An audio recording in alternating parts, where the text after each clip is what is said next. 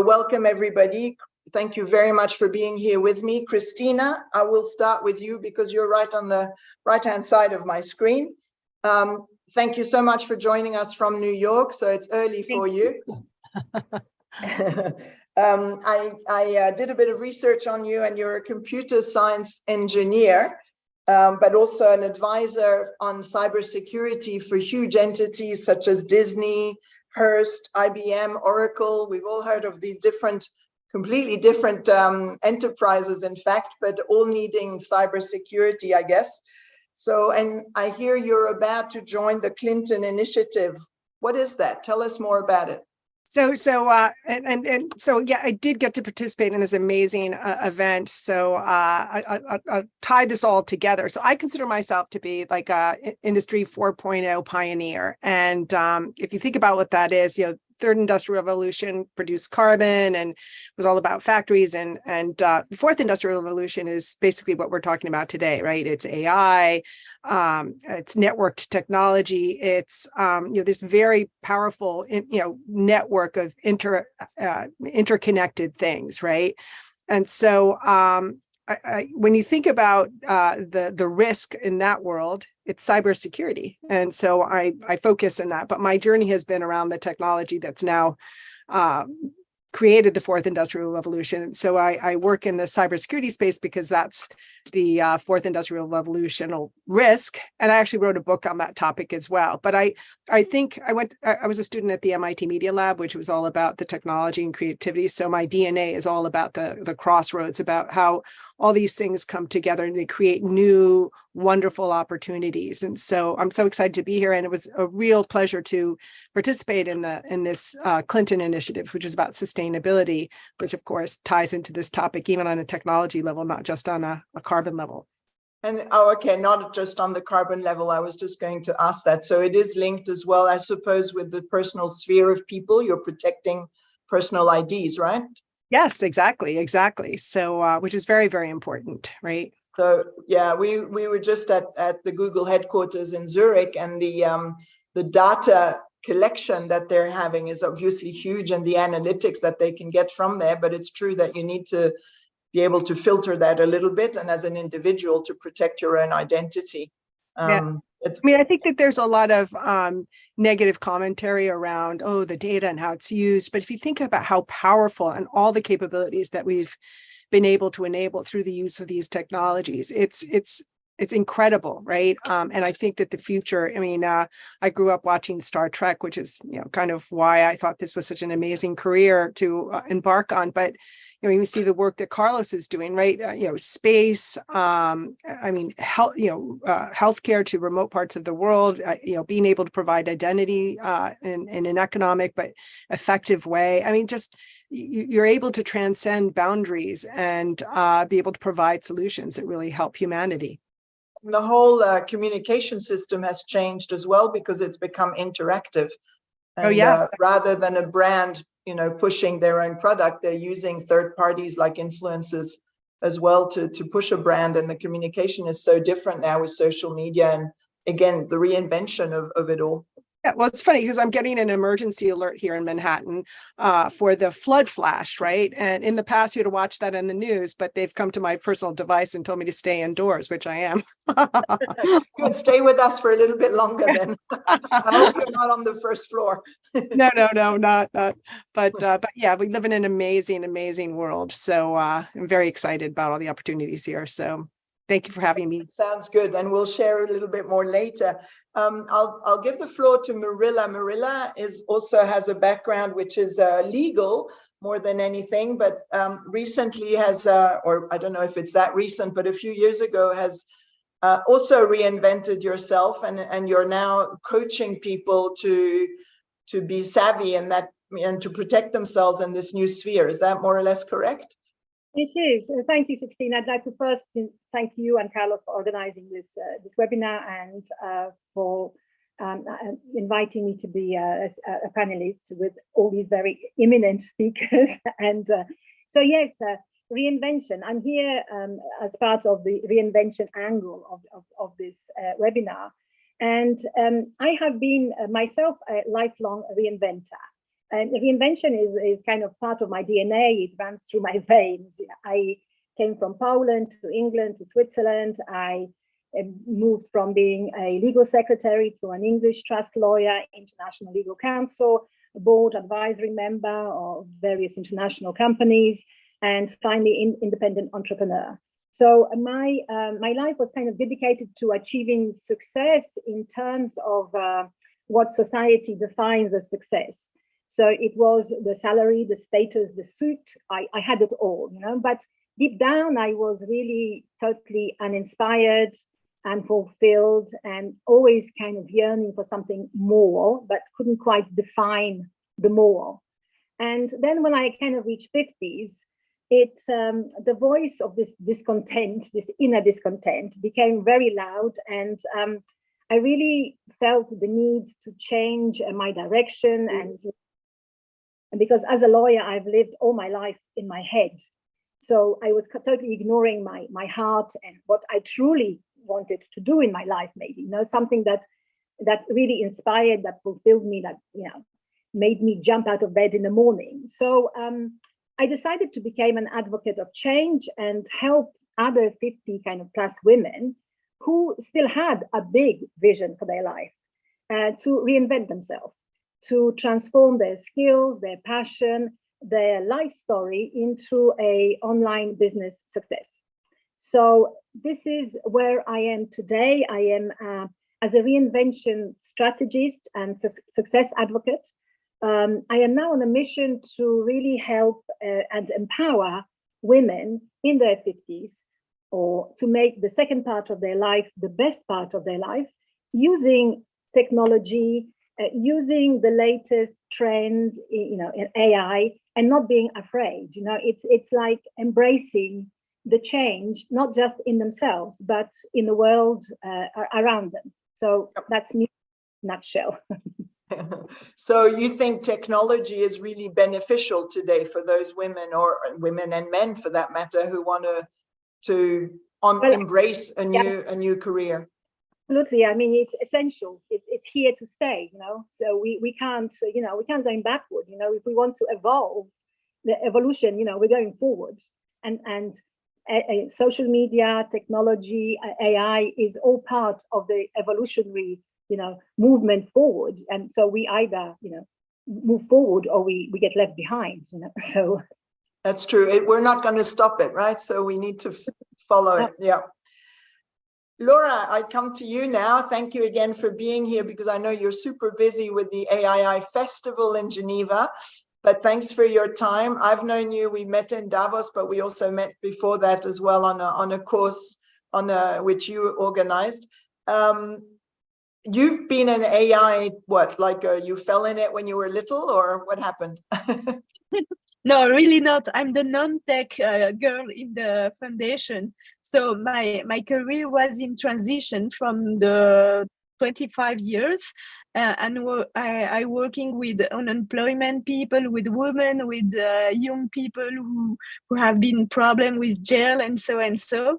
And in 2015, when the AI comes in Switzerland more powerful, we take a coffee with my co-founder Timothy, and he say, "Oh yeah, AI is here. It's like Christmas. I can jump in there and do everything." And in my part, I'm okay, but it's a very special moment for the transition of people. How can we do with that? How can we do that? Do that AI empower people and don't take the same way that automatization take now and just put off the people. And we begin to think about that, and from this moment I do a lot of training in AI to understand what is AI, to be able to discuss with the developer, and to be able to manage project in AI. So I go to MIT, to Edinburgh, to Miller Institute in Canada. And so one step after one, I fall in AI world, but it's not my first word. And it's 2 or 3 very difficult years to understand really what is happening with AI. And after that, the challenge to learn how ethic is a part, the very important part of AI and what is happening now. And so after that, we create a festival 3 years ago, because we talk about AI. All people say, okay, but I'm not a tech people, so I don't understand AI. The debate is not about me and AI. It's between the politic and developer. And we just say, okay, no, stop. We need to talk about that. And we create the festival for do awareness about AI to all the people. So, and to do that, you used art, right? You invited artists. Yeah, we invited each year 5 or 8 artists from each part of the world, and we put in the hand an AI we create, who called Chimera. And Chimera is a multimodal artificial intelligence. So you can talk, you can do picture, you can do a song, you can do all what you want in the same part.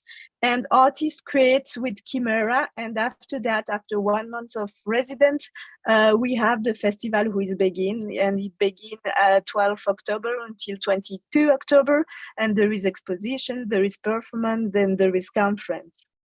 Okay, and do you work with the artists, or are they curious? Do you know about, you have to guide them, or you've approached AI savvy artists? We approach artists that they never do something with AI, and my colleague Jonathan just do a workshop when they come from one day. Okay, here's what is AI, and just do and do what you want now.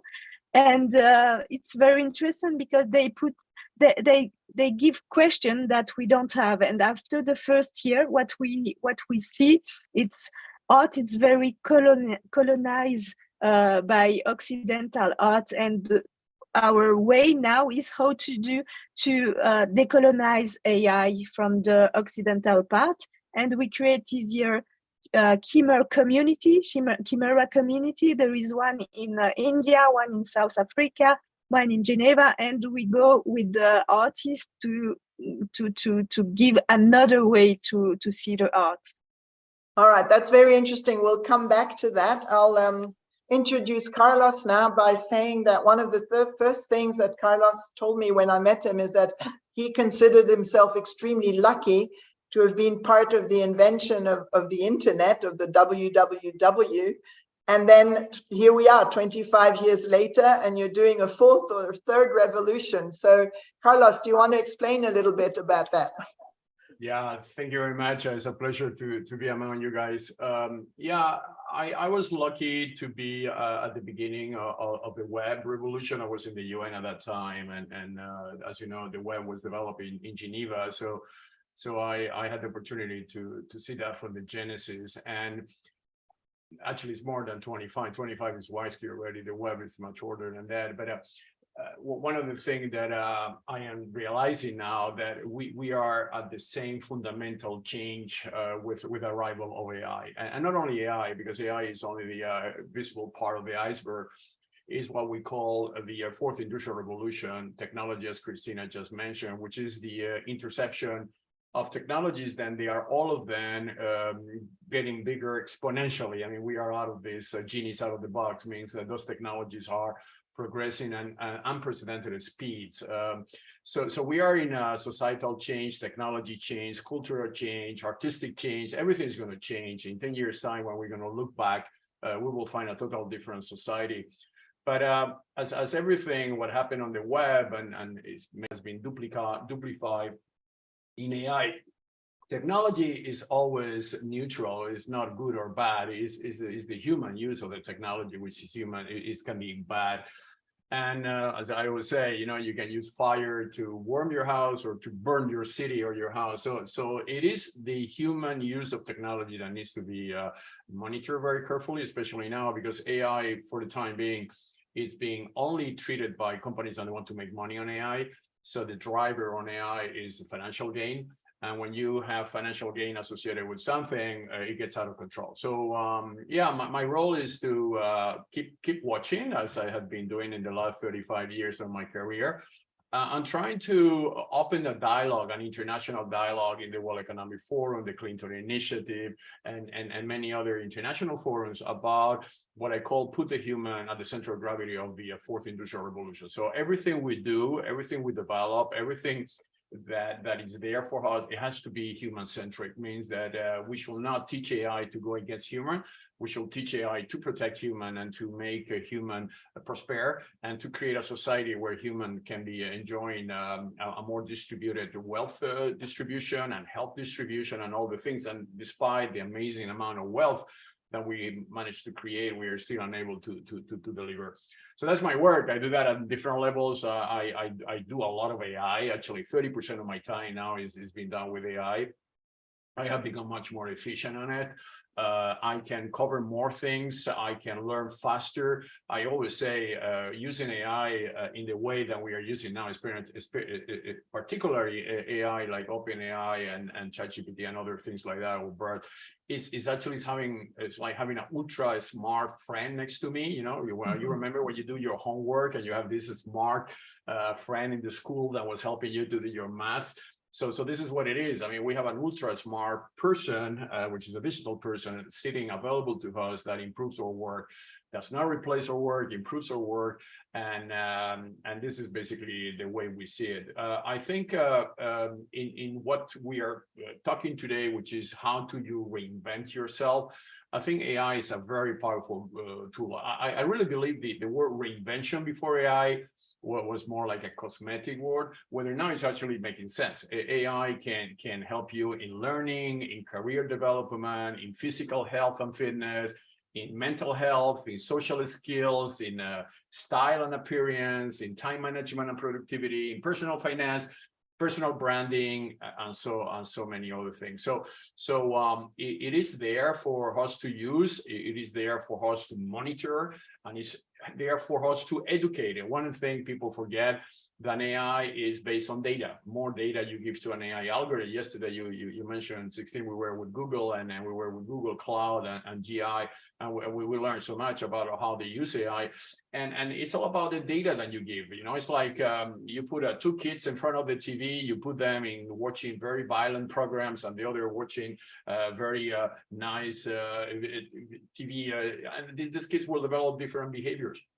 Yep. Because the data they are absorbing is totally different. So AI is learning from us. It is important that the data that we give to the AI algorithms is pure, it's authenticated, it's not biased, and we can, with that, make a very sophisticated algorithm.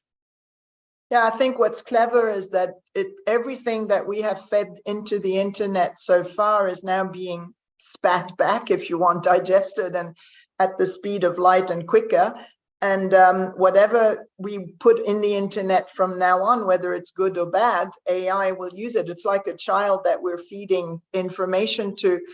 But I also think for humans to understand it, they must learn today how to use it. And I think Marilla and Laura, who are being very clever at teaching people from all sorts of backgrounds, is going to be a huge time. You know, it'll be so much quicker. We'll stop wasting time. But it doesn't mean that you stop reading books. It doesn't mean that you stop going out into nature to walk barefoot in real grass. I mean, that's what it is. And I think it was funny. I had a discussion with someone who said now, anybody can be an artist now. Well, I don't think that's true. You still need that emotional input from whoever's prompting the machine. It's like when iPhone came out with extremely good cameras. Not everyone's a good photographer, even though we've got the best cameras possible. So I hope you'll agree with that. Now, what I wanted to ask Christina, what are your takes on this digital age? Is it shaping our lives, or are we shaping it, like we've just said? Do we just follow, or do we guide it? What's your take, Christina? So it's interesting because when Carlos was talking about his journey, I mean, I was at Hearst and Disney launching the first commercial websites in the early days of the internet. And I remember working for these large powerhouses in the content space. And they saw the world very differently from how it evolved. As a matter of fact, what was kind of interesting is that, you had the TV broadcasters, they felt like they owned the world. They never thought in any way that you'd have all these people unplugging from, they felt like they were the powerhouses.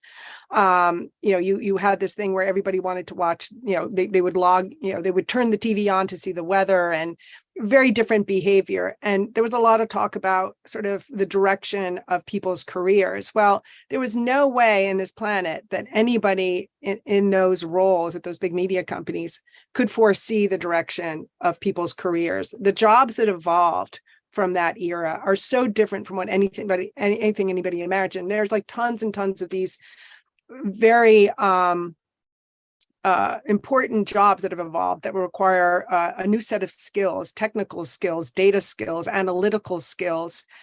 They've built new business models, new businesses out of that. And so every technological revolution pretty much creates new opportunities. And so the people who take that learning journey, right, they are part of that, they're embrace that, and then they're part of the reinventing this new future. So I don't think that the technology drives people. I think it's a dance that happens together, which is one of the reasons why I think it's, there's always a fear of change. And people think like, there's a lot of stories about these. For example, when the word processor came out, people kept saying, well, what's going to happen, right?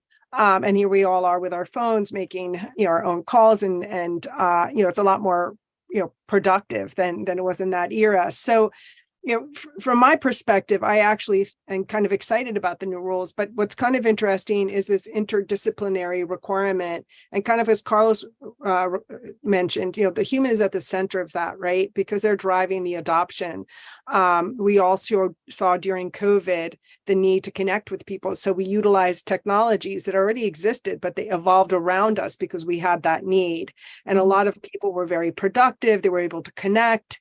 Look in places like LATAM during that era, there was like a 50% increase in the use of internet access because, these requirements drive the technological evolution. So I mean, of course, being an engineer and electrical engineer and computer scientist, I love this evolution, but I can see it's kind of scary, and a lot of people want to push it back and slow it down. But I think that people have to learn and engage with it in order to mold it to be able to do some of the interesting things versus some of the scary things that people talk about. Yeah, I agree with you. And I would even go a step further. I know that we're constantly looking for staff, whether they're coders, whether they're new ways to communicate. Like, do we know someone who's specialized in social media? Do we know someone who's already got a huge following because they're an active influencer, whatever? These people are actually hard to find. And I think that's where Marilla is actually, with her reinventing yourself, is good. But I also think that maybe our education needs to be upgraded a little bit as well, because I'm not sure that universities offer those sorts of skills as quickly as what the need is growing. I totally agree with you. And if you think about it, like, all these regulations come out, and in terms of the use of data, the SEC requirements in terms of cybersecurity, we have all this change coming at us at it's incredible speed, and we have to digest all this information. It's almost hard to even have the right filters to make sure that you're aware of all the things that you should be learning, right? And I think the other thing that's really interesting is the interdisciplinary aspects of how the technology is bringing humans together to be able to do more interesting things. I mean, I obviously work in the cybersecurity space, and I'm always fascinated by the fact that you have these bad actors and they have their motivations, and then you have companies and their sort of requirements. You have this evolving surface area of these networks. It's constantly changing. You have the law, right? You have the legal aspects of protecting their data. How does that work? So you have all these different disciplines that are coming at this emerging bubble, right? And you're trying to learn all of them at the same time. It's a tremendous amount of work. But I actually use I used Google before, Google search, but using AI to sort of organize and structure some of those searches is actually not a bad thing, right? Because you're constantly trying to dig through. I mean, I always think you should go back to the sources and try to understand the fundamental, either the regulation that came out, et cetera. But it's almost hard without AI to continuously educate yourself across all these changing disciplines that are intersecting rather quickly. And the people who get that are going to create interesting opportunities. Yeah, that we talked about that. Carlos once said, those who are going to be left behind are those who don't know how to use AI, and not those who are using it and being replaced by it. But Marilla, how do you find with your clients? Can I call them clients? The people that you're working with, what is their background? Why are they coming to you? I think generally everyone has to understand that, in fact, as you say, you have to, AI is here to stay. It's moving at an exponential level. So if you don't evolve with it, you're going to be left behind. It's like the early adopters. It's like the early bird who gets the worm. I mean, and you have to really understand. I think what is important to really make clear to people is really that it's not here to replace you. It's here to enhance you.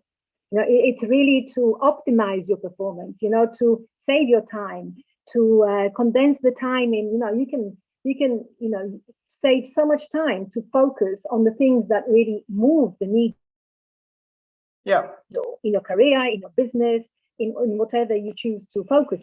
So it's crazy to resist it, and to fear it. I understand, maybe we need, people are worried from, of different aspects, protection aspects, security aspects, I don't know, But, it's no point burying your head in the sand, and pretending it doesn't exist. You've got to, those people who are my clients, obviously they are here, that they embrace change, they embrace evolution, they embrace reinvention. So they are, they are absolutely, they absolutely understand that, they have to embrace the digital space, and reinvent themselves in that environment, because this is where the world is today. You can't go backwards. I mean, no, that's what we were saying, but also I think you need to stay curious. I mean, I'm trying to learn all the time. There's so much going on, so you listen as well to a lot of tutorials. I know that Carlos, by the way, congratulations for your art, but he's creating art every weekend. And Laura, in the same way, we're creating art, etc. But you need to stay curious and you need to learn. But also what I've found is that just like medical, when there's a diagnosis, if you don't like the diagnosis, go and get another doctor or go and get another opinion and get 3, 4, whatever you need. And with AI, it's a bit the same. Like you can prompt it, and then if you know a little bit about what you're talking about, feed it again to maybe another type of AI, or, just to get different opinions. Is it, would you say that's correct? Carlos has brought up a very interesting point about, when things come out at the beginning, it's driven by financial gain, maybe, for a lot of people. So we have to be very careful because, there is tons of different tools and programs and stuff, popping up every day that are there, to help us, to save time, to educate us. But, we have to be so careful in choosing which ones are really there to truly make the difference, to help us to change, and not just to use us, and our, our money. Yeah. Just their objectives, which are not the true objectives, But I've come across even yesterday an incredible platform, and it's going to really revolutionize content creation, because it's just can spew up a week's full of content, in like few minutes. So, the amount of time that you can focus on those things that are important to making a difference in your business, in your career, is just, condensed, and you have all this available time. So, but you have to be careful in choosing the right. So that's where, it's very important to keep it. That's where we have to be careful what we choose. There's so much to it. It can become an addiction. But as you say, the financial, and Carlos mentioned it as well, is that, for example, in the NFT market, it was all the hype. Then it was metaverse. Then it's, we're always talking about something else and AI. But I think the true usage of an NFT is to be on the blockchain and to mint all our valuables and our whatever it is, personal documentation, art, our heritage, should be everything. I think in the next 10 years will be minted on the blockchain, regardless of the amount of money you made or lost on an NFT. And I think that's important. It's the final vision. And I wanted to ask Laura, as you're teaching as well and coaching various people in society, how do you make sure that they don't go into the wrong, into the too commercial softwares or AI? Oh, we don't know, because now there is there is not so much alternative to commercial software, and we need to think about like OpenAI and other solution. The mindset behind that is Teskeral. Teskeral is transhumanism, extropianism, cosmism, is all the people from Silicon Valley who think long-termist. They say, okay, there is a lot of people who is poor in the earth, but it's not important. We need to take the money to be able that human can be in 10,000 million years be here. And we need to think that, because when you use this sort of ChatGPT, Midjourney, and what they want is just to have all the data to be able to be here in 10,000 million of years, not to be careful about human in the short term. Mm-hmm. And I think there is not enough alternative in about ChatGPT and other. We just create one now because we want to have like a teammate, okay, like a teammate within open source. And when I work with my teammates, it's an AI, but if I feed them, I can be back and have feeding from them with money, for example, and so we need to think alternative to this model, because this model is just for have more power for the moment and for have more data, and we need to have some alternative to that. And I don't have the solution yet, but we need to think about and all together, and to think about what it means, like purpose, and what we want, like human to work with assistant, with teammate in AI. What can we do for amplify our work, and we need to. It's a lot of things to thinking, and I think the art is a good way to think about all of that, to have a perspective in the way to okay, we have a challenge, a big issue here, and challenge here, and continue to iterate. Yeah, art is a good vector for a lot of things. Yeah. Carlos, because your leitmotif has always been keeping the human at the center of all of this and protecting the human identity, that's your long-term vision as well, right? Is to protect humanity at the end of the day. Yeah, I think I think the same way that Laura thinks, that we need to explore the planets and be there in the next 10,000 years, but we want humans to be there in the 10,000 years, and not something that will have destroyed humans. And that's the trade-off. What I think it is essential to understand is that the world is more complex than what ChatGPT or Microsoft or Google and these guys are doing with AI. I mean, AI, as I mentioned before, is based on data. But the world is 8 billion people, and we have it in this world. I worked with the UN for 20 years, and I travel in 190 countries. And I was always impressed and fascinated about the different cultures, the different thinking, the different religions, the different food, the different colors. And I was always saying, until we don't give to these 8 billion people the possibility to architect the future, we will give an elite in Silicon Valley to define where humans are going to be in the future. So the thing we need to be very careful is that in this extrapolation of what we will be in the future, we don't create like a monopoly of thoughts on where only the very powerful, rich, and companies, and they have trillions of dollars, we define what the human should be. I think we need to open the debate to every single human on this planet. Decisions that if we just maintain a elite, which is the case now, by the way, AI is being run by an elite. I always say is, I mean, quite fundamental question I always ask myself, do AI has a gender? Is AI a woman or a man? Spanish, we say la inteligencia artificial, who is a woman, right? In French, the same thing, l'intelligence artificielle. In English, maybe not clear, but you know, for instance, the uniqueness that I have 4 daughters, so I have learned by experience the richness they can bring to your life and to your learning. Is that being embedded into the AI data? Is the AI data taking into consideration the subtleties of being a woman versus being a man? Is AI maybe just, it's too complicated, therefore let's unify the sex and just call it it, as it is the drive now?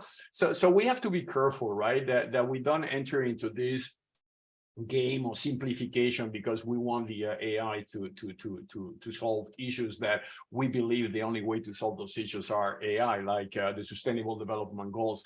Actually, the Sustainable Development Goals has been there for many years, and despite $10 trillion wealth in technology, we're still unable to solve it. So technology does not solve human issues. Humans solve human issues. I always see this. Wouldn't you say that also the world is not fully connected at the moment, and for AI you need internet, right? Exactly, you need internet, you need access, you need possibility of monetizing people's interactions on the internet, let them develop jobs. For instance, you can be a prompt engineer now in India or in Kenya, and you can sell your prompt engineering capabilities to a Swiss company. So there's a new opportunity. What I say is that if you look into the past, you remember when humans were traveling with horses and suddenly cars arrived, it was a lot of accident. A lot of people were dying with the cars. Why? There was no driving permit license requirement. There was no roads. The roads were done for horses and not for cars. There was no traffic lights. There was no legislation. So basically they just took the car and killed themselves. We are in that process now. We are killing ourselves now. AI is this old car, new car that has arrived in a society that is not ready to understand the technology. So we have to learn. And then we have to put regulation on it, as we did it with cars. Then we realized that we need to stop, and you need a red light and a green light, and you need to put an airbag. And that progress was there designed to protect the human. I mean, the automobile industry only succeeded because we added elements that allow to protect the human. AI should follow the same path. We need to, in whatever we do, we need to preserve the human. Otherwise, we will become an endangered species, like the elephants or the tigers, and that will be the situation. So actually, we don't have a lot of time, and it's important that we reach out. We only maybe in the last generation where we can make the difference, because after it will be too difficult to do it, to re-engineer back. So that's why it is important, this discussion is what is important to have experts like you that outline the danger at the same time that obviously we outline the amazing opportunities ahead. Yeah, the car analogy I think is really brilliant because everyone can understand it. We have a question and a comment by James Fell. So James Fell is a gentleman who met Carlos at few events and soirees. No, you went to soirees, but and he was finishing his graduate work in Geneva and became interested in AI and IoT, especially reading The Transhuman Code, which is a book, by the way, which Carlos wrote, and very helpful as well for those who wish to understand more. He then came to Geneva with his wife and is currently building a business and developing a platform with AI integration. So his question is, how can I encourage my wife to become more involved in the tech side? Any programs out there? I believe it's really critical for our platform build for her to have knowledge in this area.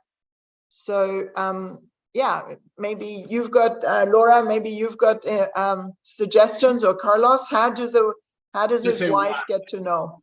I think they asked, how can I bring my wife in to support my work? I think this is the I would say that's what I do with my wife, which is not our technology. Just help her to do her work using AI in an efficient way. Maybe you cook for her and you just take maybe, I don't know if this gentleman cooks or not, but if he doesn't, maybe he can show her his wife that by using AI he can make a very interesting recipe and take that load from her. So it is all about optimization. I mean, the way in the case of my wife paints. I paint during the weekends. We like art as a way, not because we want to do expositions and things like that, but it's a good way to balance your brain, because I am all the week in technology business and things like that. And during the weekend, now that my kids are all out of the house, I like to diversify my brain. So I am teaching her AI for generating art, and she loves it because she can now do a prompt, get inspired, and after move from the AI and then do the physical painting. So it is actually the advice is that empower her, unleash her potential by providing the tools that this gentleman is using on his work, and you will have a very strong colleague and partner for you. So James, the arts is one way. I know as well that there are quite a few programs for music as well, where you can start composing. Laura, what was your suggestion?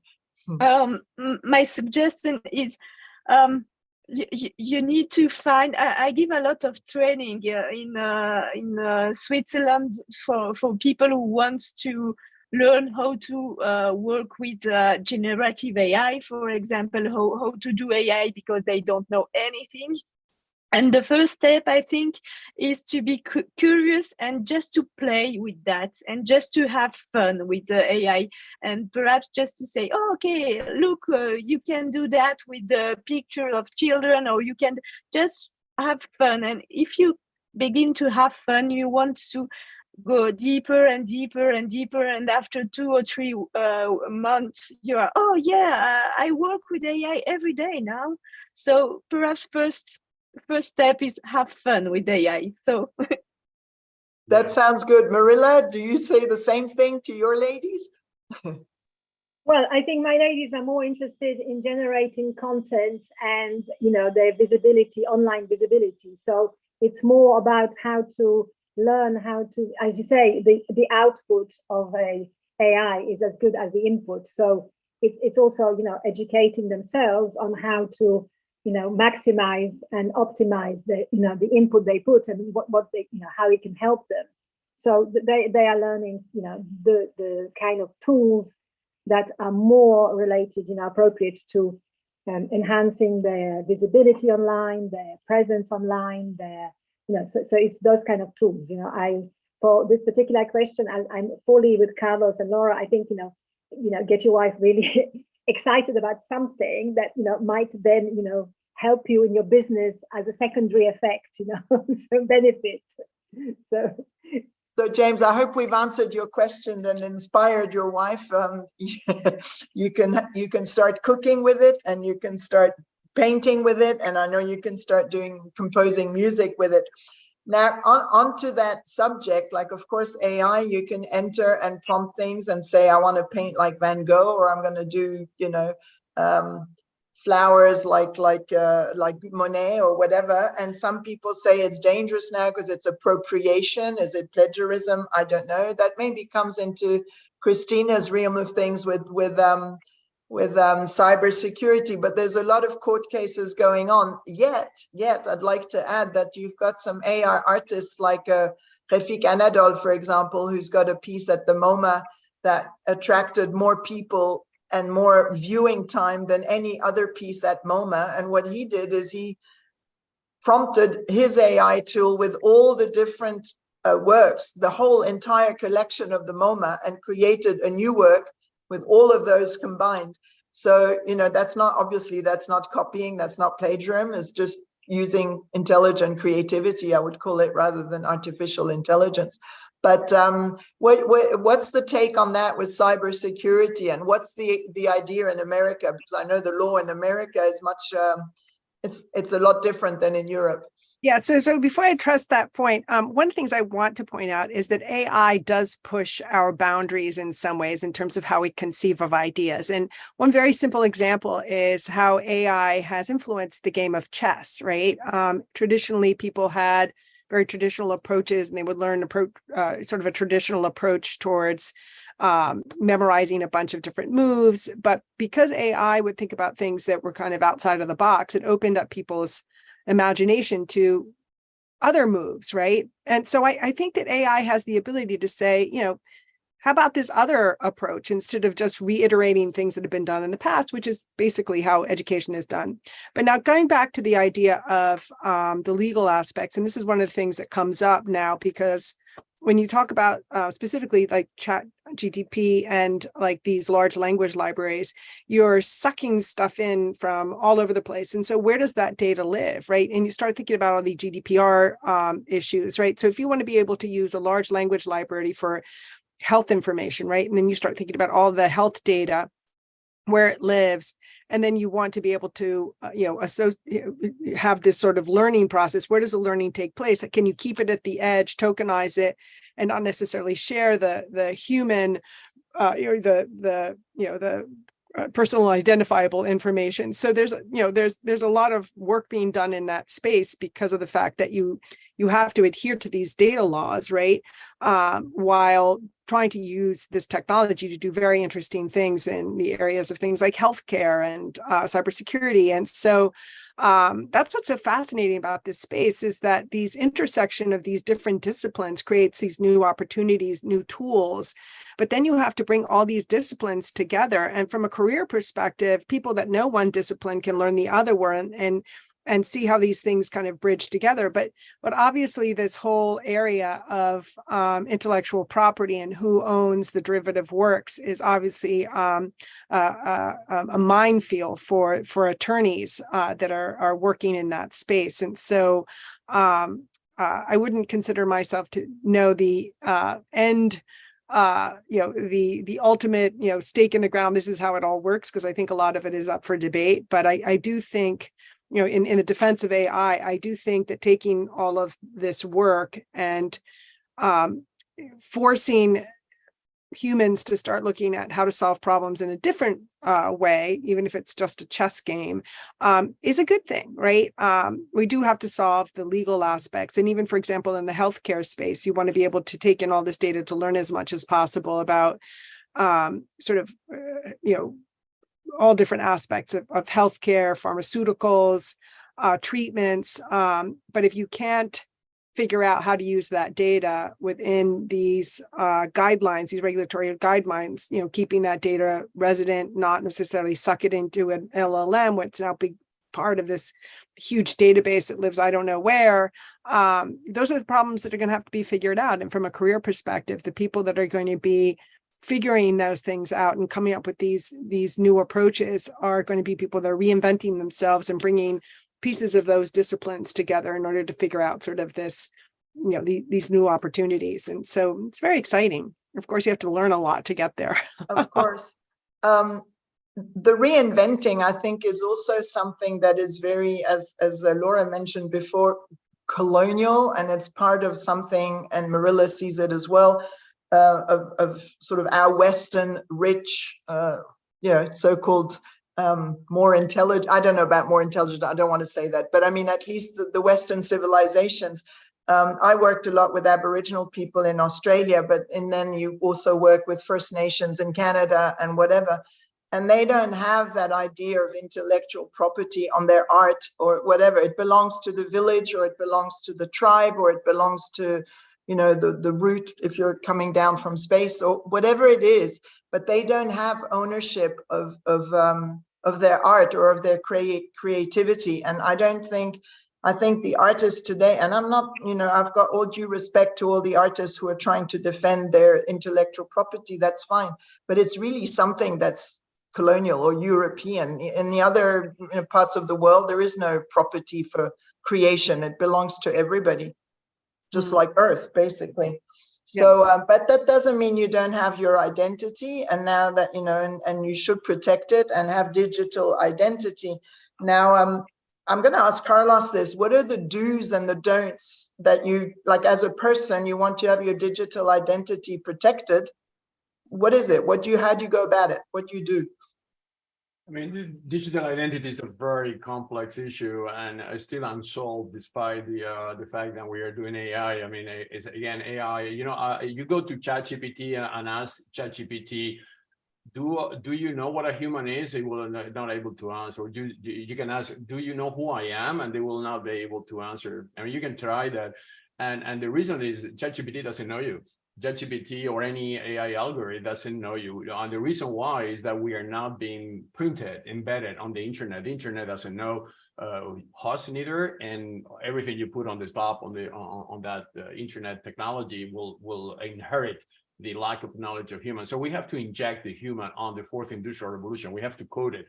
We have to say, ChatGPT, a human is that, you know, is a person, they get a birth certificate. This person has a mother and a father or whatever. And that person is, you have to define what a human is. And this has not been defined on technology. And that's why we have become an object of platforms. I mean, we are consumer. The consumer human has been already identified. People are making a lot of money of the consumer human. Yeah. Human has not been yet identified. And that's a very big mistake on the technology. I think what we need with AI, and again, AI is going to get exponential very soon. Quantum is arriving. The computational capabilities on quantum is mind-boggling. I mean, we cannot even imagine what quantum computers will be able to do. Imagine a quantum computer being used to accelerate the AI learning process. So this is where we're going to get into AGI, into artificial general intelligence, right? And we are very near to get there. I mean, we're about 3 to 5 years to get there. So before we get there, we better define what a human is. And what we want, yeah. We have another question from William Tavelli. Nice to have you with us, William. He's asking, what guardrails should we already be putting in place? So it's a little bit what we're just talking about in regards to the use of AI to minimize foreseeable problems. Do we write new best practices? So where is the governance in place, or is it coming? Or yeah, I mean, the European Union is actually, I will say, the benchmark now, because they have this legacy GDPR, EIDAS regulations that has stopped many very big companies to basically data mine Europe. But no, I mean, AI for a moment is a scientific research program, right? I mean, we are just accelerating the algorithm. Companies are looking at each other to say, okay, you develop ChatGPT, I'm going to develop BART, and I'm going to develop a competitor to you because I'm going to grab your market. So we are on this. The big danger there, as I mentioned before, is that also it's very difficult to define legislation. What regulation or legislation are you going to define for AI? I mean, AI is based on data, right? To regulate AI, you need to regulate data. So it's a complex issue. I think what we need to do is something like we did with nuclear technology. We need to define firewalls on where we protect ourselves against a nuclear collapse. And we have done that since, you know, all of you went to see the Oppenheimer movie, and you saw how he was surprised himself of being developed such a powerful, terrific technology that he didn't thought at the beginning will be used for that purpose. So we are in that process now, but we managed to control nuclear technology. We are still there, right? So I think if we apply the same principles to AI, we'll be able as well to resist any potential downside and doom situation with AI. If not, we are doomed. I mean, a lot of people, including Elon Musk and others, are saying, be careful, guys. He knows what he's talking about. He was at the genesis of OpenAI, right? Including the founder of AI or OpenAI is saying, because as a potential listed company, you have to disclose potential risk, right? So he's saying this could be a major problem. So the next 5 years, beware and basically, you know, be reasonable as well. Like, don't be crazy, I suppose. We're approaching the end of the webinar. I just wanted to say to tell everybody a huge thank you. It's been really enlightening. I'm going to ask every one of you before I close what your advice is to the next generation. I know we've been talking a lot about it, but maybe we won't talk about people reinventing themselves, but about teenagers who are learning and searching themselves and soul searching a little bit. Before we do that, this is, as I said, it's a series of 4. So the next webinar will be announced in about a month's time, but please do register with wise.art, which is our art platform, but there's lots of news on there. The newsletter's just come out. Register, follow us on social media, so to make sure that you're all knowledgeable about the next webinar. I will let you know about the dates as well. So I'll start with Laura this time. What's your advice to the soul-searching teenager today? Okay, my advice is not human against AI, is human in collaboration with AI, and just begin with that. Don't see the AI like a battle to have. Just see them like a friend to make. That's very good advice. Thank you. What about you, Marilla? Well, I think, like Carlos said, I think it's really important, I think, for us, even if we are in a digital revolution and age, to actually realize that, our digital identity is really an extension of who we are. So, we need to be intentional, we need to be authentic. And in order to do that, we really need to know, we have to start with, knowing ourselves. You really need to know who you are and be really crystal clear on what you really want in life, to have that big vision for yourself, because, without a vision, we perish. So, and I think, at that age, I think, it's really important to really follow your heart, and design your life with your head, but, always stay really true and authentic to yourself, and never really stop learning. You have to keep learning, keep growing, keep evolving, and never stop reinventing yourself. That's my little injection. And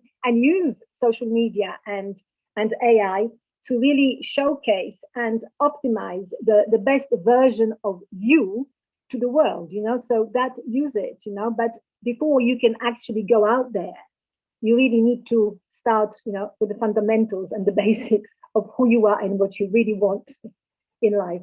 And don't forget to smile and have fun with it as well.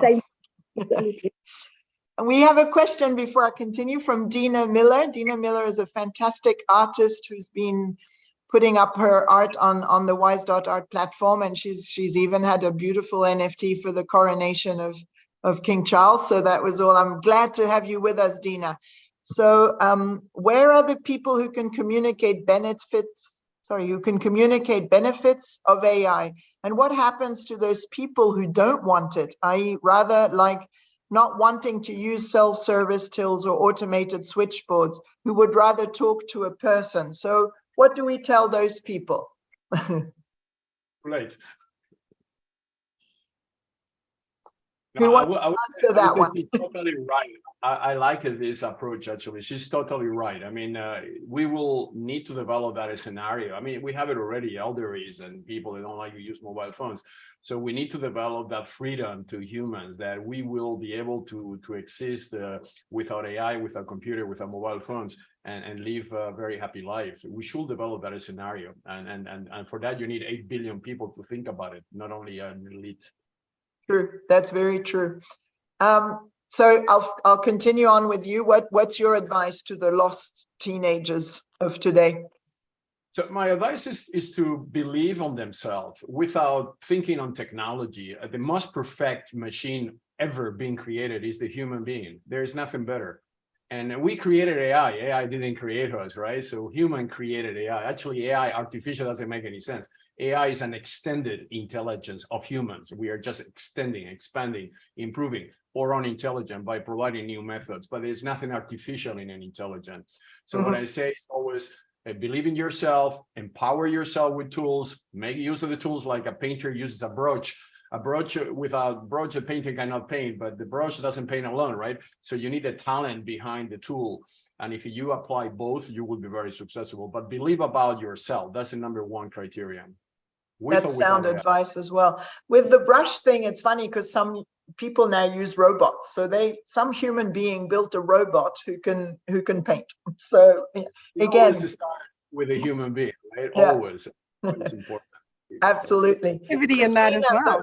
The end word from America.